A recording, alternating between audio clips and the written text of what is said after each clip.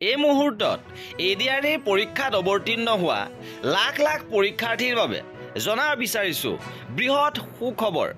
অতি শীঘ্ৰে আহি আছে ৰিজাল্ট আৰু এইবাৰ ৰিজাল্টত কাট অফ নম্বৰ কমিব, কাট অফ নম্বৰ হ্ৰাস পাব।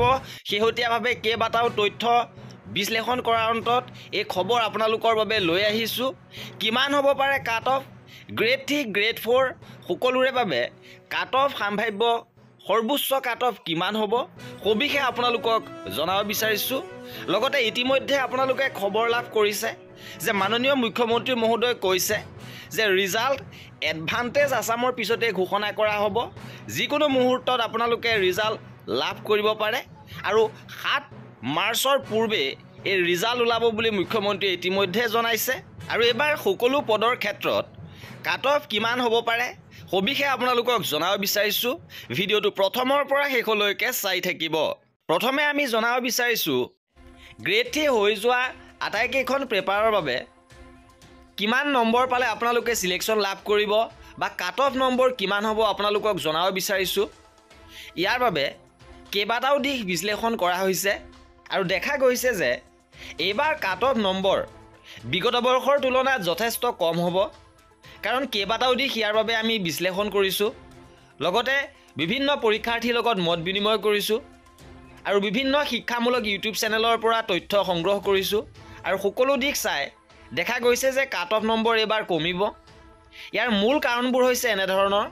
এইবাৰ আছে নিগেটিভ মাৰ্কিং, যিটো বিগত বৰ্ষত নিগেটিভ মাৰ্কিং নাছিলে। এইবাৰ 1/4 বা 0.25 নম্বৰকৈ নিগেটিভ মাৰ্কিং আছে। আৰু এইবাৰ অভাৰলেপিং নহ'ব, কাৰণ বিগত বৰ্ষত এজনেই 3-4টা পদত নিৰ্বাচিত হৈছিল। এইবাৰ অভাৰলেপিং প্ৰক্ৰিয়াটো নাথাকিব। আৰু কুৱেশ্যন লেভেল এইবাৰ পৰীক্ষাৰ্থীসকলে কৈছে যে ষ্টেণ্ডাৰ্ড হৈছে। ইজি টু মডাৰেট আহিছে কুৱেশ্যন, যদিও কুৱেশ্যন লেভেল যথেষ্ট ষ্টেণ্ডাৰ্ড হৈছে। বহুতো out of the box question আহিছে আৰু সেয়েহে বহু পৰীক্ষাৰ্থীয়ে কুৱেশ্যন সম্পূৰ্ণ কৰিব পৰা নাই, বহুতেই কুৱেশ্যন খেলি মেলি কৰিছে। ইপিনে এইবাৰ পোষ্ট আৰু কেণ্ডিডেট এই বিষয়টোৱে যথেষ্ট গুৰুত্বপূৰ্ণ ভূমিকা পালন কৰিব, কাৰণ পোষ্টৰ সংখ্যা লগতে কেণ্ডিডেটৰ সংখ্যাও যথেষ্ট বেছি আছে। এইবাৰ উচ্চতৰ মাধ্যমিক উত্তীৰ্ণৰ ক্ষেত্ৰত এইবাৰ পদৰ সংখ্যা হৈছে 2670টা, য'ত দুগুণ কেণ্ডিডেট নিৰ্বাচন কৰা হ'ব ইণ্টাৰভিউৰ কাৰণে, অৰ্থাৎ 5340গৰাকীয়ে কোৱালিফাই কৰিব, য'ত 11 লাখ পৰীক্ষাৰ্থীয়ে আবেদন কৰিছিলে। আৰু জানিব পৰা গৈছে যে 2 লাখ পৰীক্ষাৰ্থী এবচেণ্ট আছে। গতিকে 9 লাখ পৰীক্ষাৰ্থীয়ে পৰীক্ষাত অৱতীৰ্ণ হ'ল, অৰ্থাৎ 9 লাখৰ মাজত 5340জনে নিৰ্বাচন লাভ কৰিব, নিৰ্বাচিত হ'ব। অৰ্থাৎ এটা পদৰ বাবে 168গৰাকী প্ৰাৰ্থীয়ে প্ৰতিদ্বন্দ্বিতা কৰিছে। আৰু এই ক্ষেত্ৰত দেখা যায় যে বিগত বৰ্ষত উচ্চতৰ মাধ্যমিক পেপাৰৰ্থীৰ কাট অফ গৈছিলে জেনেৰেলৰ 123, আৰু এইবাৰ কিছু পৰিমাণে কমি আশা কৰা হৈছে যে সৰ্বোচ্চ যাব পৰা কাট অফ হৈছে 118। 118ৰ ভিতৰত আপোনালোকে চিলেকশ্যন লাভ কৰিব পাৰিব যিসকলে জেনেৰেল কেটেগৰীত আছে। আৰু অন্যান্যসকলৰ ক্ষেত্ৰত ঠিক তেনেধৰণে কিছু পৰিমাণে কমি আহিব। জেনেৰেল ওমেনৰ ক্ষেত্ৰত 108, SCৰ ক্ষেত্ৰত 105, SC ওমেনৰ ক্ষেত্ৰত 94, STPৰ ক্ষেত্ৰত 102 আৰু STP ওমেনৰ ক্ষেত্ৰত 94, STHৰ ক্ষেত্ৰত 81, STH ওমেনৰ ক্ষেত্ৰত 75, OBC MOBCৰ ক্ষেত্ৰত 111, OBC MOBC ওমেনৰ ক্ষেত্ৰত 100 আৰু EWS এইবাৰ নাথাকিব। এক্স ছাৰ্ভিচমেনৰ ক্ষেত্ৰত 78 আৰু PHৰ ক্ষেত্ৰত 82লৈকে এইবাৰ কাট অফ যাব পাৰে, আৰু ইয়াতকৈ বেছি যোৱাৰ সম্ভাৱনা নাই, যিহেতু প্ৰশ্নৰ যথেষ্ট পৰিমাণে টান আহিছে বুলি পৰীক্ষাৰ্থীসকলে কৈছে। ইপিনে গ্ৰেড 3 ডিগ্ৰী লেভেলৰ উইথ কম্পিউটাৰৰ ক্ষেত্ৰত পদৰ সংখ্যা আছিলে এইবাৰ 3478, আৰু ইয়াৰ পৰা দুগুণ কেণ্ডিডেট যিহেতু নিৰ্বাচন কৰা হ'ব, অৰ্থাৎ 6956গৰাকীয়ে চিলেকশ্যন লাভ কৰিব। আৰু জানিব পৰা গৈছে যে প্ৰায় 20% ইয়াতো এবচেণ্ট আছে, অৰ্থাৎ 72647গৰাকী এবচেণ্ট আছে। গতিকে অৱতীৰ্ণ হোৱা পৰীক্ষাৰ্থী হৈছে 2,90,590গৰাকী, য'ত 6,956গৰাকীয়ে চিলেকশ্যন লাভ কৰিব। অৰ্থাৎ এটা পদৰ বাবে প্ৰতিদ্বন্দ্বিতা কৰিছে মাত্ৰ 42গৰাকী।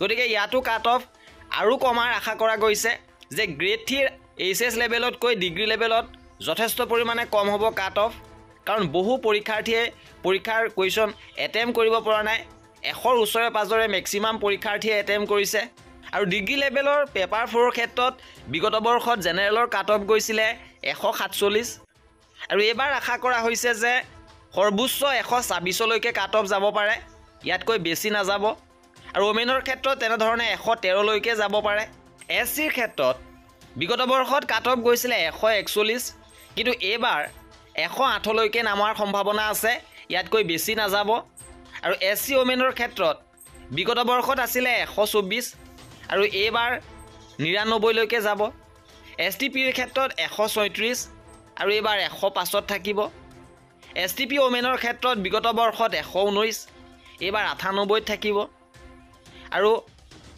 এছটিএইচৰ ক্ষেত্ৰত বিগত বৰ্ষত আছিলে 129 আৰু এইবাৰ 87ত থাকিব এছটিএইচ ওমেনৰ ক্ষেত্ৰত 112 আছিলে এইবাৰ 78ত থাকিব অবিচি এমঅবিচিৰ ক্ষেত্ৰত 143 আৰু এইবাৰ 113ত থাকিব অবিচি এমঅবিচি ওমেনৰ ক্ষেত্ৰত আৰু কমিব যে বিগত বৰ্ষত 127 আছিলে এইবাৰ 105 থাকিব পাৰে আৰু ইডব্লিউএছ এবাৰ নাথাকিব পিএইচৰ ক্ষেত্ৰত বিগত বৰ্ষত 117 আছিলে এইবাৰ 77 হোৱাৰ সম্ভাৱনা আছে এক্স সাৰ্ভিসমেনৰ ক্ষেত্ৰত তেনেধৰণে বিগত বৰ্ষত 117 আছিলে এইবাৰ 70 যোৱাৰ সম্ভাৱনা আছে আৰু এই আছিলে গ্ৰেড 3 পেপাৰ 3 আৰু পেপাৰ 4 অৰ্থাৎ উচ্চতৰ মাধ্যমিক আৰু ডিগ্ৰী উত্তীৰ্ণৰ পেপাৰ কেইখনত যাব পৰা সৰ্বোচ্চ কাট অফ ইয়াতকৈ বেছি কাট অফ যোৱাৰ সম্ভাৱনা নাই যেহেতু এবাৰ প্ৰশ্ন যথেষ্ট কঠিন আহিছে বুলি পৰীক্ষাৰ্থীসকলে কৈছে সহজ প্ৰশ্নও আছিলে কিন্তু যথেষ্ট